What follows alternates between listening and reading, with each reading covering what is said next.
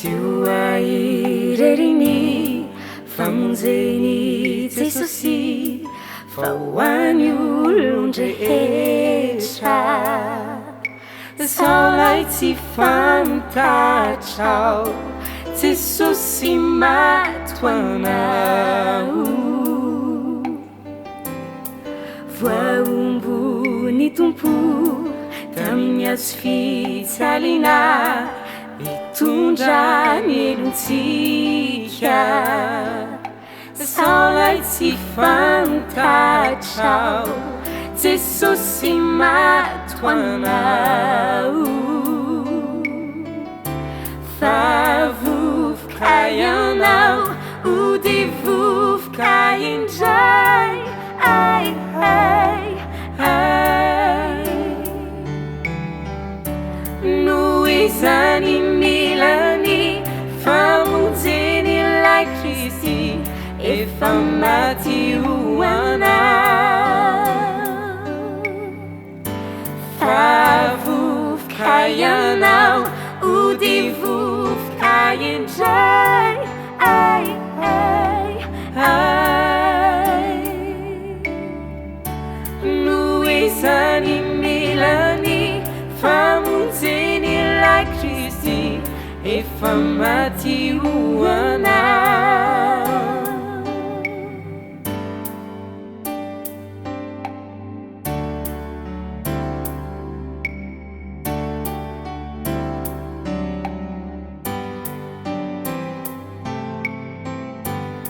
tsy ho ahireryny famonjeny Jesosy fa ho an'ny olon-drehetra saolay tsy fantatrao Jesosy maty ho anao voaombony tompo tamin'ny azo fitsalina mitondra ny elontsika saolay tsy fantatrao